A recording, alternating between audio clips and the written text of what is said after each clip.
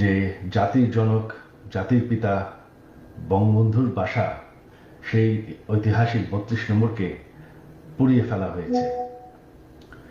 এই প্রটেস্টার তো বলবো না, এই মব জাতির পিতার বাসাকে পুড়িয়ে ফেলায়।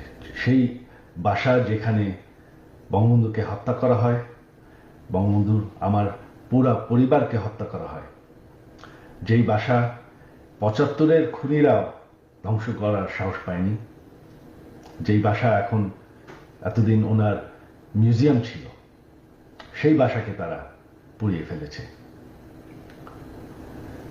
বঙ্গবন্ধু একটি দলীয় বিষয় না, বঙ্গবন্ধু হচ্ছেন জাতির পিতা। বঙ্গবন্ধু না থাকলে আজকে আমরা বাংলাদেশ হতাম না, আজকে আমরা পাকিস্তান হয়ে থাকতাম।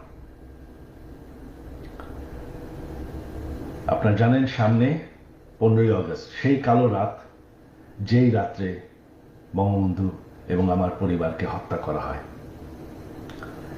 আমার আহ্বান বাঙালি জাতির কাছে যে আপনারা যদি স্বাধীনতার চেতনায় বিশ্বাস করেন, আপনারা যদি বাংলাদেশকে ভালোবাসেন, আর এই যে বাংলাদেশে বাস করছেন, এটাকে মেনে নেন যে বঙ্গবন্ধু আপনাদেরকে স্বাধীনতা দিয়েছে, আমাদেরকে স্বাধীনতা দিয়েছে।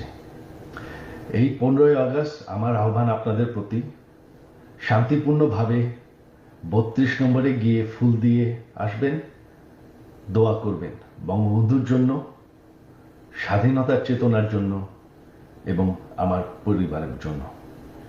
এই হলো আমার